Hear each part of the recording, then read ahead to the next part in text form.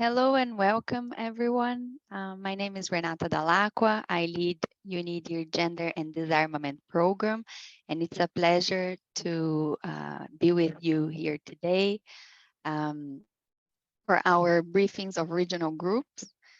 Today, scope of discussion will be on conventional arms control. We'll be sharing lessons learned from mine action, small arms and light weapons, and weapons ammunition management when it comes to integrating gender considerations. Today's briefing is directed at African states, and for that you will have translation to English. I'll be speaking in French, but everyone feel free to, I'll be speaking in English, but everyone feel free to speak either in English or French.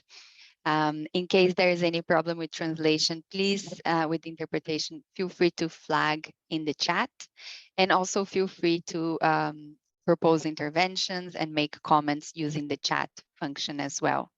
This is the agenda of today. We will have opening remarks from Ambassador Labo of Niger. We are very pleased with his participation here today.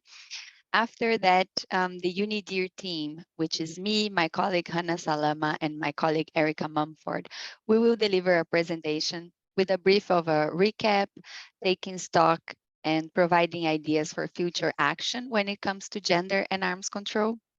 We will have time for a Q&A, and we will also have some closing remarks from our Deputy Director, Cecilia Pitel. A brief note on housekeeping: this event is being recorded and it will be made available at UNIDIR YouTube channel. So you can share with the other members of the regional group which may have not been able to join us today. I also would like to encourage people to have their cameras on because this helps with the interactive element of this virtual event. I also would propose that you name yourself in a way that we can know the organization or the delegation that you are representing. I think that that's basically it. We're all very comfortable using Zoom. It's been something that I think we all got used to use, so not many instructions are necessary. So allow me now to introduce our opening speaker, which is Ambassador Labo of Niger. The ambassador is the permanent representative to Niger to the UN in Geneva, and he has a long career as a diplomat and working in government as well. He was the Director General of the Ministry of Foreign Affairs. He served in the permanent mission in the UN in New York. And as of now, he's also chairing the African group in matters related to disarmament. So we are very honored with his with his presence here today. And Ambassador, the floor is yours. Thank you very much. Dear members of UNIDIR, ladies and gentlemen,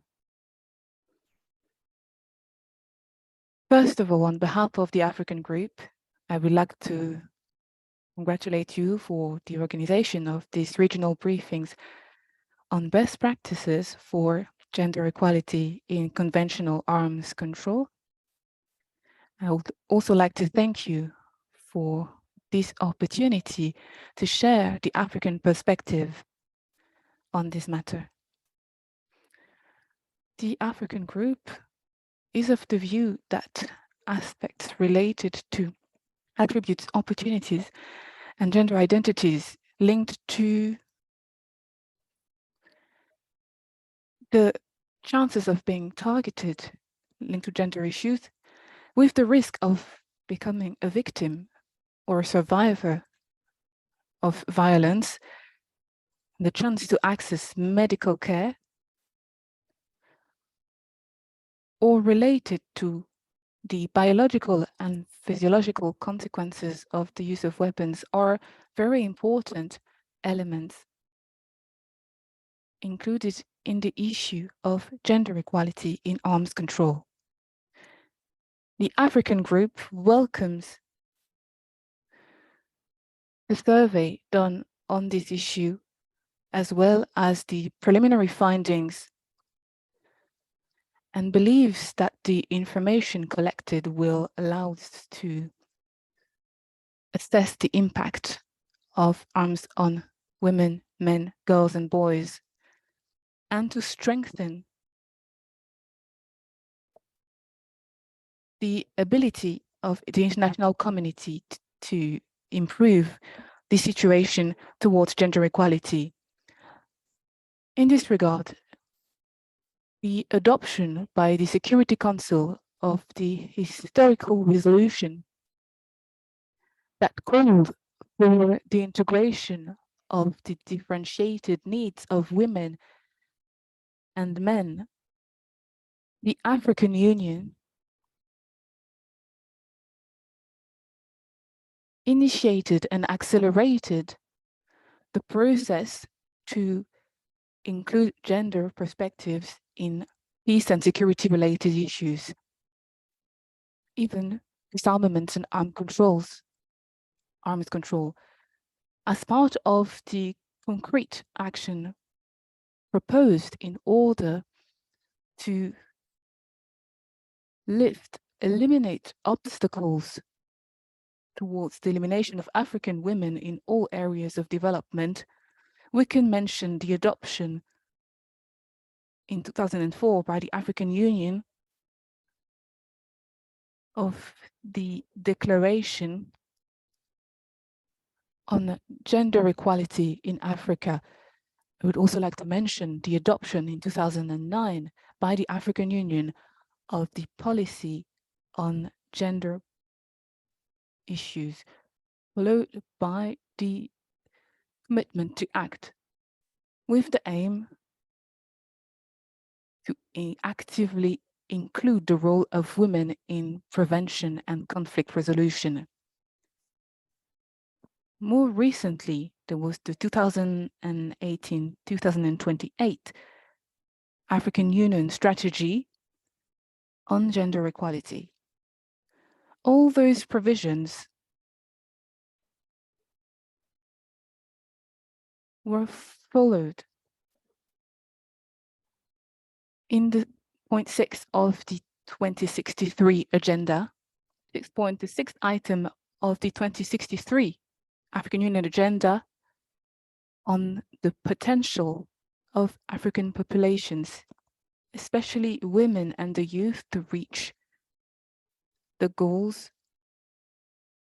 that were set and that were involved by most of our states, included by most of our states in their national strategies. At the international level, we also remember the 45 votes for the first resolution adopted by the General Assembly of the United Nations on women, disarmament, non-proliferation, as a follow-up to the report by the Secretary General on this matter in 2013. However, in spite of all this progress, the group remains aware of the fact that there is still a lot to do to reach the goals set in this area. The group notes the relevance of the recommendations made regarding gender perspectives, including arms controls and disarmament. This will be taken into account in Uganda in April as part of a reflection to integrate the WPS agenda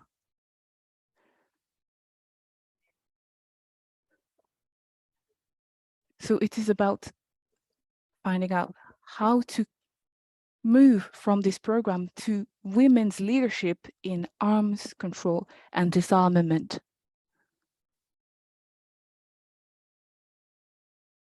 Taking into account the progress in cybersecurity, artificial intelligence, and weapons of mass destruction. The group believes that your survey on this issue sheds light on the progress made the best practices that can be reproduced, and the obstacles to overcome. In this regard, the group would like to encourage you to take into account the recommendations regarding disarmament and arms control, including what's related to peace and security. On this note, I would like to wish you every success and I thank you. Merci à vous, Ambassador. I would like now to give the floor to our Deputy Director, Cécile Aptel. Merci beaucoup, Renata. Et Monsieur l'Ambassadeur, Excellence, merci énormément pour vos remarques si importantes et que nous apprécions énormément sur l'ensemble des points que vous avez soulevés. Je tiens donc à vous remercier très sincèrement au nom de l'UNIDIR et pour vos remarques et aussi, Excellence, pour honorer cette discussion de votre présence. Nous sommes à l'UNIDIR convaincus de l'importance de cette question de s'assurer que les femmes sont pleinement participantes dans tous ces points et nous tenons vraiment énormément à notre collaboration. Donc, nous vous assurons, Excellence, et vous-même et votre groupe. Thank you, Excellency. Please be sure of our commitment to support you and to support the African group. Thank you so much, Excellency. Thank you so much for this introductory remarks. I think now we can get started with the main topic of our briefing, which is integrating gender considerations into conventional arms control. I know a lot of diplomats and practitioners are interested in this topic, and we get a lot of the question, how? How do we do it? How can we go about bringing gender perspectives into our work? So here are three main avenues that we have seen being used and with levels of success, achieving levels of success in the past few years. The first one is about promoting gender equality and improving women's meaningful participation and agency in arms control, non-proliferation, and disarmament, which is an area where women tend to be present at a level of 30%. But given that women are 50% of the population, we still think there is a lot that can be done in this area. A second avenue for integrating gender considerations is to apply a gender analysis, that is to consider how gender norms shape how weapons are seen and used in society. And this can be integrated into specific arms control instruments. One example is the Arms Trade Treaty, which asks states parties to assess the risk that materials being exported would be used to commit gender-based violence, for instance. And a third area refers to connecting policy agendas. As the ambassador was mentioning in his introductory remarks, there are different frameworks which deal with gender on one hand, international security on the other, and there is value in integrating them. For instance, the ambassador mentioned the Women, Peace and Security agenda, the work done by the first committee. We feel, there is more that can be done to bring these areas together in a way that will maximize resources and lead to greater efficiency. And this is already happening on the ground as we see some countries adopting national action plans to implement Resolution 1325 in a way that also incorporates indicators on small arms and light weapons, for instance, or on mine action. If we can go to the next slide, it also addresses a question that we hear a lot. Why is this important? Well, why gender considerations in arms control and disarmament matters? First of all, it's an issue of ensuring equal rights. Both men and women have the right to participate and deliberate and implement programs and decisions that will affect their lives. A gender lens also allows us to understand different needs and improve response strategies. In this way, it helps us to increase resilience and aid recovery following a weapons use. A gender lens is also important to uncover some associations between gender and power. It also can help us to reduce gender inequalities or at least avoid exacerbating them. It can help to improve policy coordination, in a way that the programs being implemented to empower women and the programs being implemented to avoid weapons diversion, they can be, for instance, strengthened by highlighting synergies and better coordination in a way that policies will deliver for all.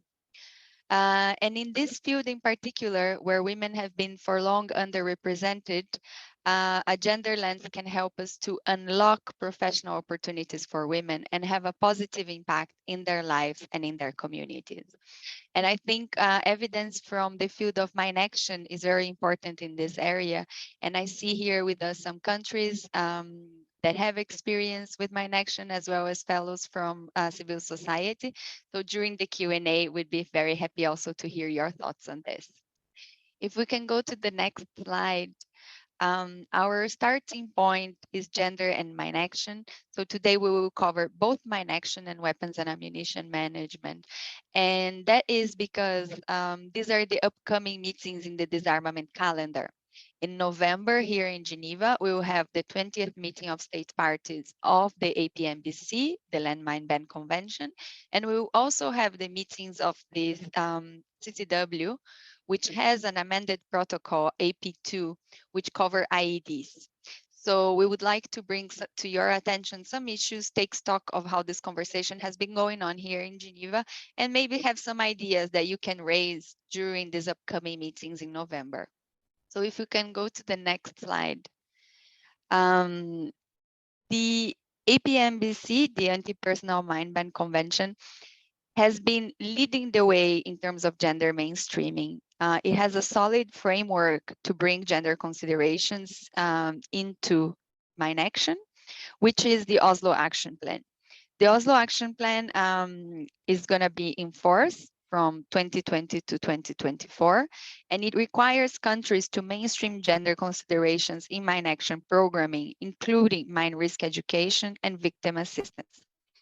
So when reporting on mine action, states parties must present data disaggregated by gender and age. And the collection of this data can lead to a better understanding of the barriers that prevent survivors, persons with disabilities, as well as indirect victims from accessing services. The fourth conference of the APMBC also took an innovative decision when they amended the working methods of the convention's committees.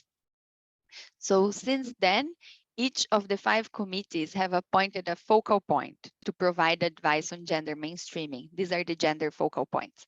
And I don't know if we have among us today any country that has taken the role of gender focal point, but we also welcome your insights about how this provision is working in the convention.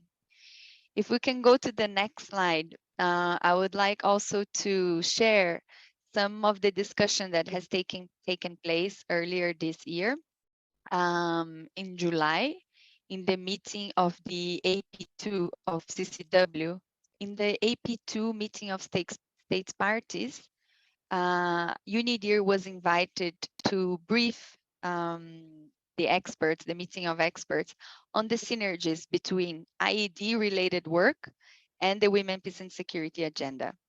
So this was something that we presented in July to meeting of experts on AP2, and maybe there is an opportunity to also highlight this in the upcoming CCW work.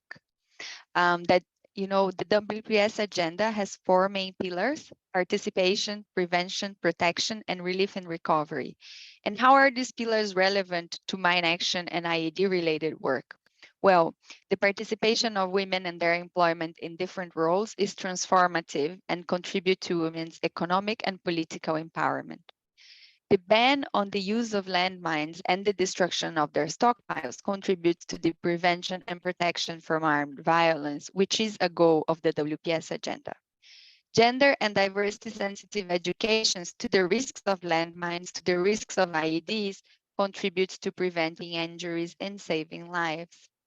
Victim assistance and advocacy for rights of survivors help to combat the high level of sexual and gender-based violence we see in conflict or post-conflict situations.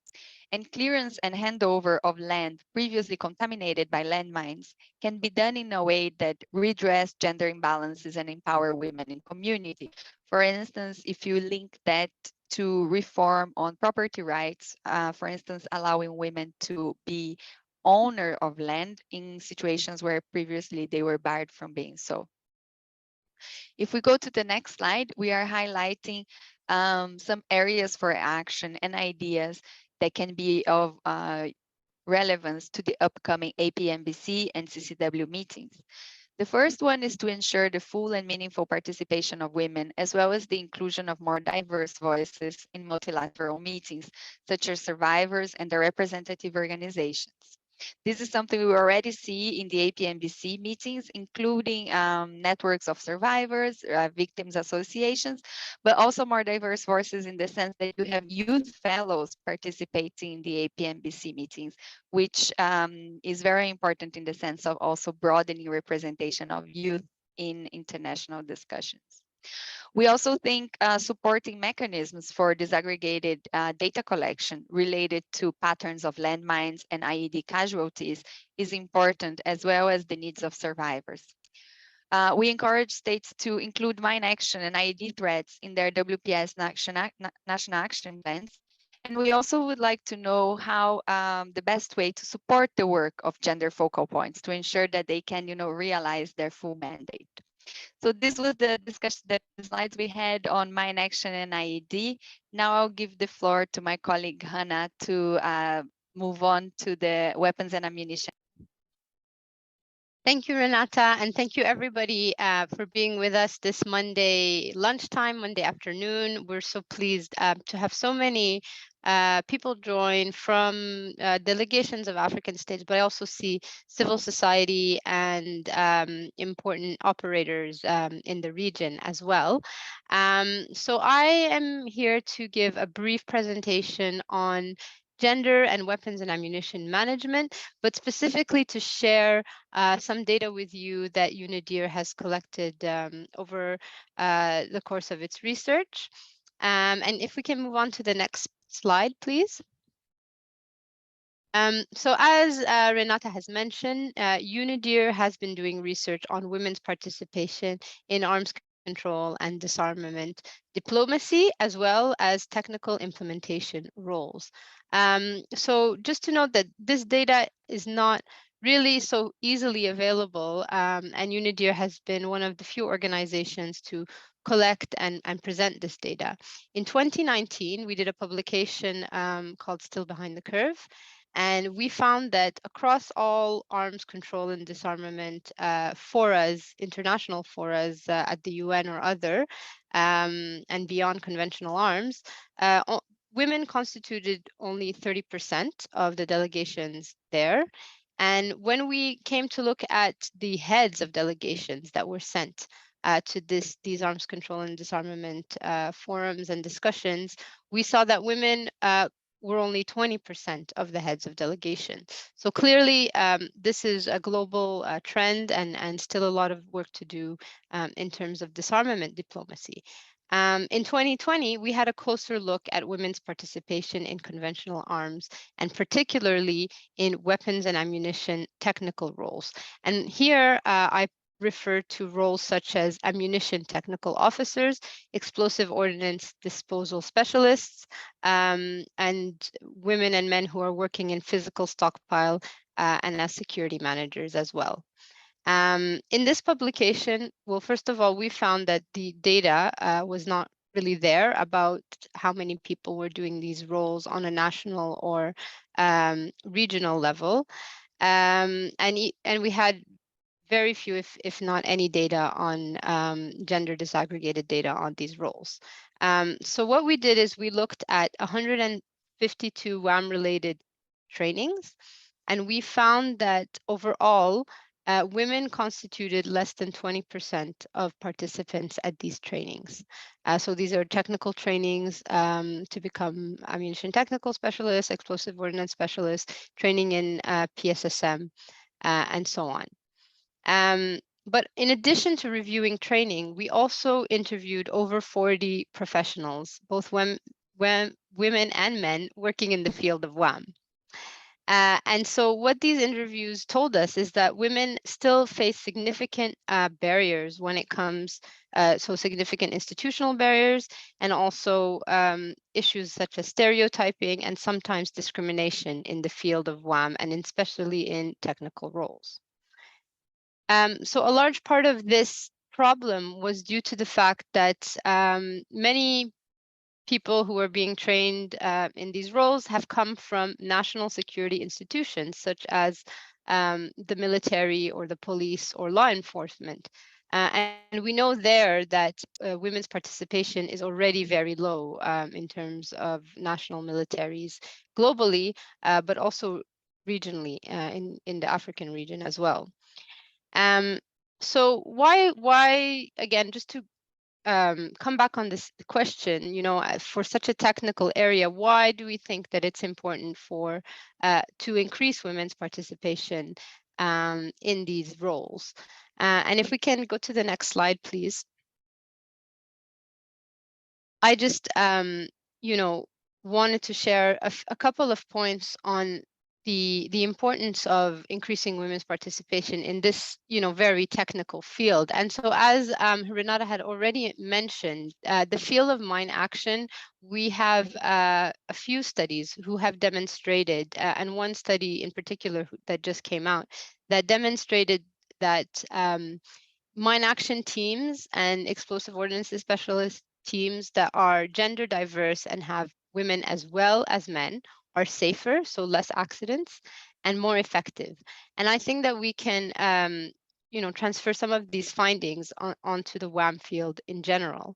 But also, when we interviewed professionals in this field, many of them pointed to the need to have more diverse teams and pointed to the importance of these teams in analyzing how their actions and how WAM can impact men, women, boys, and girls in that sense.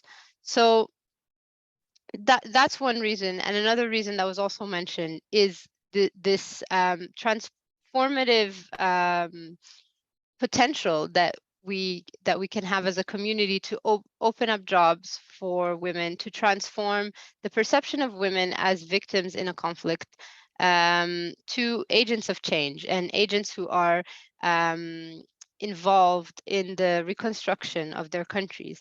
And this was also backed up by a couple of studies in Mine Action, which showed that giving women opportunities in mine action, in explosive ordnance disposal, was empowering not only to them because they can take care of their family, but also improve their perception in the community, and could really be a game changer for gender equality in general. Next slide, please.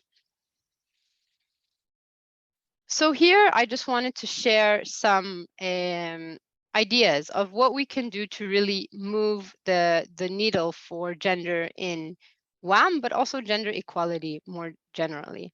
I'd like to say that we should start always by supporting the women, the few pioneering women that are already working in these roles. And I was fortunate through my research to meet some of them. And you know, these women called for greater visibility, but also the opportunity to become a network or be part of a network. And women's professional networks, again, there's been lots of evidence that shows that they are beneficial for women, both personally and for their careers and their career progression. And yeah, just to say that this week, the Office of Disarmament and Affairs will be inaugurating a women's professional network for ammunition and technical specialists, and UNIDIR is very happy to have participated and to participate in this this network, which is going to be the first of its kind. Again, in terms of what can we do to improve women's participation, I would say that states, international organizations, and NGOs and civil society actors all have a role. especially the civil society actors and NGOs who are supporting governments with their weapons and ammunition management. So first of all, I think it's important for states to look inwards and look at their national legislation, their policies, their practices in national security institutions to promote gender parity and to encourage women, perhaps update some of these laws and policies that were written a long time ago. Then I think that certain states who are in a position to do so can fund WAM activities that are conditional on women's participation or provide funding towards initiatives which address the barriers to entry for these women. And for IOs and INGOs, I think there's a key opportunity that we identified was increasing the opportunities for civilians to be trained in WAM technical roles. So in this way, women and men can be trained without having previous experience in their national security institutions, and this could really accelerate gender parity in this field. And of course, I've heard from civil society and specialized organizations to say that they would need more funding to increase the training, these technical trainings in this field. I think there's much more that we can do, and it's not all covered here. For more ideas and inspiration, I urge you to visit our blog, 8 Ways to Support Women's Participation in Technical Roles, which my colleague kindly shared. But I'm also really keen on hearing from member states and civil society that are participating on additional ways or practices that they have identified that have increased women's participation in trainings, but also as professionals in the field of WAM. And with this, I'd like to pass it on to my colleague, Erica, who will be speaking about ammunition management. Thank you. Thank you so much, Hannah, and good afternoon, everyone. So my name is Erica Mumford, and I will be continuing our presentation with an overview of the group of governmental experts on the problems arising from ammunition, the accumulation of conventional ammunition stockpiles and surplus, and how this GGE has mainstreamed gender into its work. And the GGE has been initiated in 2008 to address the potential threats posed by surplus ammunition stockpiles. So since its creation in 2008, the GGE has progressively focused on a holistic approach and to addressing the full life cycle of ammunition, looking at the production all the way to disposal or destruction of ammunition. And this approach is also known as through-life ammunition management. And while there has been a clear link between gender and ammunition management, gender mainstreaming in the 2008 GGE has not been as strong as compared to other processes. And some experts have suggested that ammunition is particularly technical and has been traditionally male-dominated. And while we've seen some slow progress in this area, we have seen more recently very substantial steps taken to overcome some of these barriers to women's participation and gender mainstreaming in this process. And we've increasingly seen the GGE and its open-ended working group take into account gender perspectives into the debates and policies and practices. And for example, we've seen participation in the process become increasingly diverse with less strong of a focus on the Ministry of Defense and national security institutions, which may traditionally be male-dominated. And we've seen positive implications for women's participation in the process. And building off of the GGE's work, we've seen in 2020 and 2021, the composition of the group reached gender parity. And this has been an important benchmark for the full and effective participation of women. And we've seen that sufficient numbers of women with expertise on ammunition management have been coming into the process to ensure gender balance within the delegations of the open-ended working group. So in 2020, we also saw the GGE have a thematic focus on gender mainstreaming of policy and practice. And this was recognized in a General Assembly resolution on the need to encourage the full involvement of women and men in ammunition management, policy and practice. And so building on this work, the Open-Ended Working Group, or OEWG, was initiated in 2021, tasked to address existing gaps in through-life management of conventional ammunition and to elaborate a set of political commitments. And so the OEWG started its work in 2022 in February and has had two substantive sessions. The most recent was in August 2022 in Geneva. And during this session, the Open-Ended Working Group called to further consider gender perspectives and implications with respect to through-life ammunition management. And we've also seen more states calling for the exchange of best practice and the development of guidance to support the integration of gender dimensions in ammunition management. And on the next slide, please, we have a number of areas for action and ideas that we can support for further gender mainstreaming and consideration of gender in both weapons and ammunition management and the conventional ammunition management process.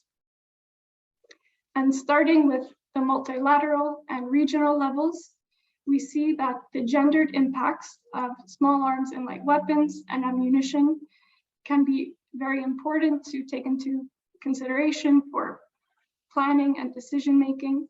And there's a growing body of evidence to document these impacts. And so we would encourage this to be considered further. Also considering that both diverted small arms and light weapons and ammunition can facilitate human rights violations, including sexual and gender-based violence, as well as domestic violence. And that we see as well varied impacts of unplanned explosions at ammunition sites for different stakeholders. We also would encourage that gender responsive provisions in WAM processes and also the OEWG on ammunition are considered. And we are also encouraged that synergies between international frameworks and global frameworks on gender and WAM be strengthened further. So complementarities between the provisions between different arms control and disarmament mechanisms can also be identified and strengthened to encourage the links between gender equality and sustainable development as well. And moving on to the next slide, we have various actions that can be encouraged at the national level. So more can be done to collect gender and age disaggregated data on the impact of small arms and light weapons and their ammunition, and also promoting more research on this topic. And we also encourage states to ensure that the expertise and information on the documented or expected impacts of ineffective ammunition management on unplanned explosions at ammunition sites, as well as diversion. So we encourage that the impacts on women, men, girls, and boys be taken into account in planning decisions. And lastly, we would encourage all states to ensure the full, equal, meaningful, and impactful participation of women in all levels of weapons and ammunition management. And this can ensure that involving women and men in these processes, ensuring that they are equally represented, and also ensure that staff with gender expertise are actively involved in each of the functional roles in through life management. And so these areas for action can also be supportive for more sustainable decisions and policies in these areas. And we look forward to also hearing your perspectives and your insights from the national point of view on how you have considered some of these ideas. And we look forward to hearing from you in the discussion. And so with this, I'll hand back the floor to Renata. Thank you. Thank you very much, Erica, and thank you very much, Hannah, for these presentations. We started with mine action and IEDs, and we finished with the OEWG on ammunition, because these are meetings that are upcoming in Geneva. The APMBC and CCW are meeting in November, and if I'm not mistaken, the next OEWG is in January. It seems like we have some time, but you know, it's one thing after the other, so it's always good to plan a bit ahead. And we put here some discussion questions, if we can see the slides, please, of things that, you know, we would be interested in hearing from you. You are free and welcome to pose other questions for discussion as well. So we would be interested in hearing what are some good practices on integrating gender perspectives into arms control and disarmament. What are the main opportunities and the challenges that you see? The issue of gender focal points. What is needed to ensure that they can fully realize their mandates. The next slide also has some questions, which is, you know, what is needed to effectively deliver age and gender sensitive assistance to survivors? What are good practices promoting women's meaningful participation in weapons and ammunition management? And lastly, but not least, what kind of research and further evidence you think would be useful in the field of gender and conventional arms control and weapons and ammunition management that you think, you know, we at UNIDIR as a research institute, we could help you with? Just to give you an update about a project that is ongoing at UNIDIR, we developed an online survey that we shared with national focal points on small arms, light weapons, but also related to mine action, on what are the best practices from their point of view of promoting gender equality in the organization. And we received dozens of responses from all regions, and we are in the process of reviewing those responses. And actually, a lot of them, a lot of the respondents shared with us their own gender action plan in their organization. So we are also reviewing that. And it's interesting to see, because we also asked respondents what has driven change in their organization. And they mentioned a lot the role of leadership and internal processes in putting in place this sort of gender action plans. I see we have a hand from our colleague Lisa. Lisa, the floor is yours. Thank you so much, Renata. I hope you can hear me well. I'm outside. My name is Lisa. I'm with the Danish Refugee Council in South Sudan, and I'm leading the Humanitarian Disarmament and Peacebuilding department there. And I just wanted to sort of share some practical examples from the field here in South Sudan, where we have a lot of female deminers that are taking part in our work. And in fact, this was one of the requirements from donors in our projects. And you know, sometimes there's a lot of talk on women, peace, and security, and I think if you integrate it in some of the project development cycles, then that's very, very helpful. In our case, you know, women were part of the team even before I joined the organization. But at the moment, they make up 40% of our deminers, which is pretty significant. There's still a couple of gaps when it comes to leadership training, making sure that we get women in the sort of deputy team leader and like site supervisor roles. So those kind of trainings still have to take place.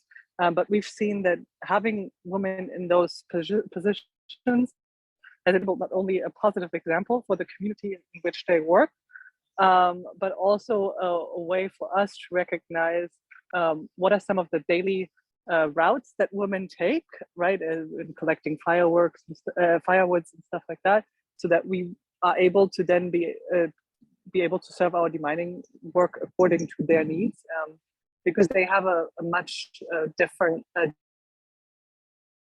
daily routine.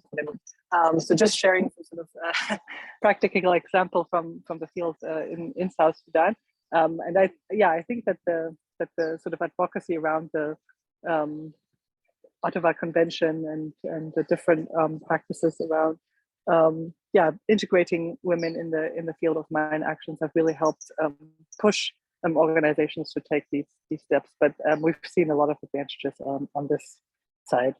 Thanks.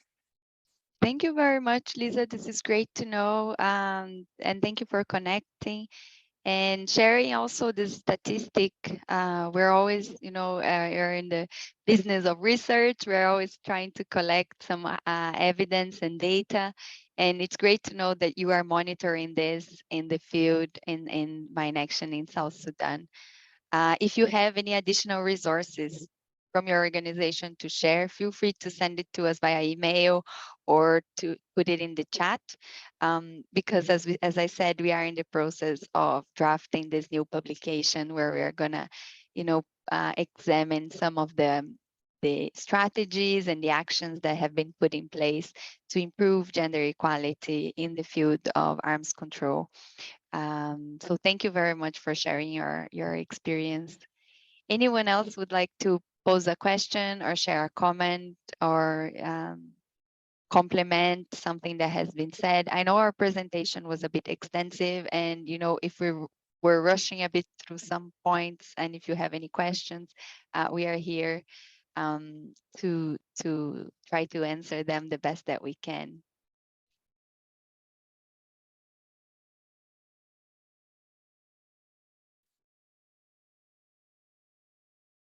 And I know, as I said, there are these meetings coming up. So if you have any ideas that you would like to pursue in the realm of, mine action, APMBC, CCW, OEWG on ammunition, feel free to get in touch with us as well. I see we have a hand from our colleague, Clement. Clement, the floor is yours. Thank you so much, Renata. Hello, everybody. So I'm Clement, Regional Program Manager for the Mines Advisory Group in the Sahel and West Africa. Maybe just to share with you some of the things we're doing currently in the Sahel and West Africa with MAG to support mainstreaming gender through our weapons and ammunition work in the region. So MAG has been present in the region for about 7 years generally. We're covering 16 countries at the moment. We're working both at community level and supporting security sector actor in their different skills and capacities to manage weapons and ammunition. And well, some of the good practices that I think we've been doing in the past few years is to almost systematically conduct context assessments before delivering activities in communities. So meaning doing some assessments around gender and conflict in the areas where we work. We do that either through partnership with international organizations or through partnership with local organizations. And we do find very expert organizations at local level to conduct those assessments. And we have really good lessons learned from that experience. And so based on those assessments, we kind of orient our delivery of, for example, awareness raising sessions or risk education sessions in different ways. Another thing we systematically do, and I think this has been the case for the past 4 years, is to integrate gender modules in each of the technical trainings we deliver to security sector actor. So at different levels and different level of grades in the military, so to say. So we do talk about gender. We do talk about the importance of women's participation in the security sector. And another thing we do also at national level with the, let's say, the institutions, is that we make sure that gender is integrated as a key functional areas when we support the development of national action plans. And we do that in collaboration, for example, with Small Arms Survey, which is a partner that MAG that usually has in doing this work. So we do integrate gender also as a key functional area when working on those national action plans. We work in different countries with what we call gender champions as well, that MAG trains in different institutions to essentially talk about good examples and success stories of women's participation in the field of weapons and ammunition management. And that's been proven successful. And we're going to continue to do that, maybe change the approach a bit and focus more on building internal capacity on gender and conflict sensitivity to ensure that our staff can have this perspective throughout the board when conducting activities in the field. So I'll stop here. Thank you so much for inviting us.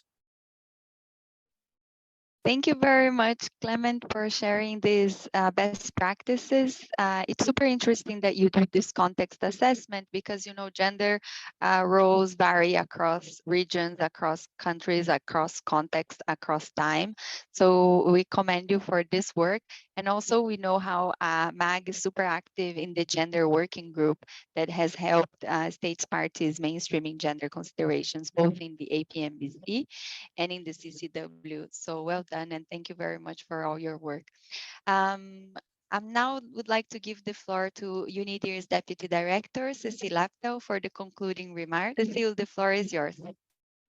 Thank you, Renata. And let me start by thanking all of you for joining us today and participating so actively, and in particular, really all of you from across the world. So, as we've heard today, gendered approaches are already, in fact, changing the way we think, we negotiate, and we even implement conventional arms control. There is a growing awareness about the relationship between gender and access to training and decision-making in disarmament. We also by now have a better understanding of how gender roles shape engagement with weapons and the relevance in assistance programs delivered to survivors. At the multilateral level, we have seen changes with a much more people-centered, gendered approach, which is increasingly reflected in a range of things from working papers, resolutions, outcome documents on arms control and disarmament processes.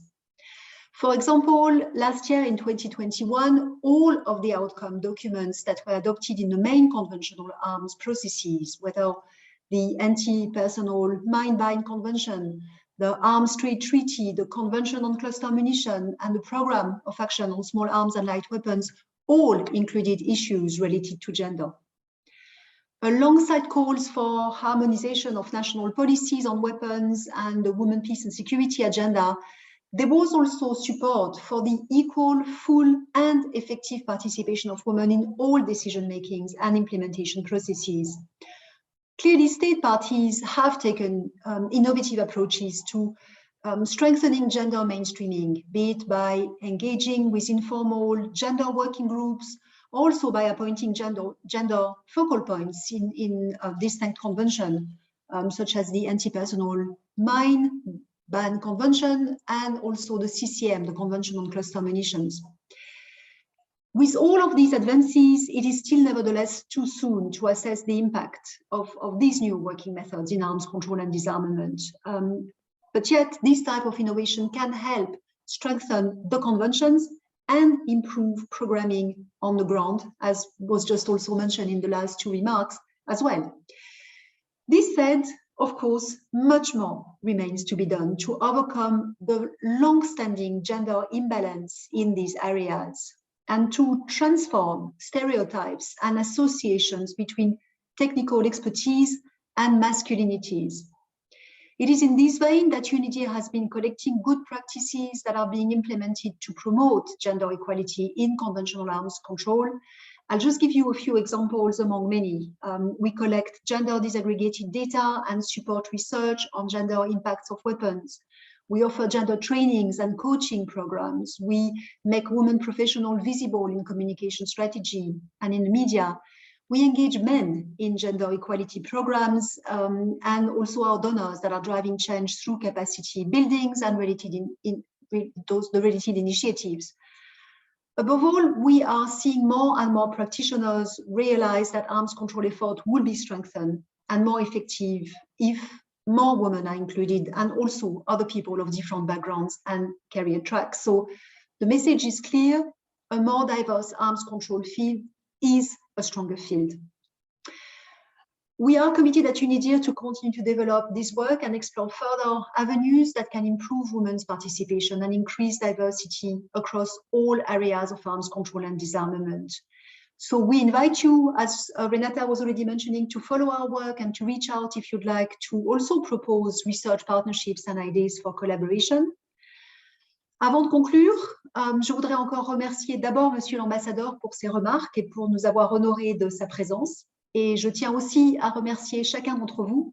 Many thanks indeed to each of you for joining us today.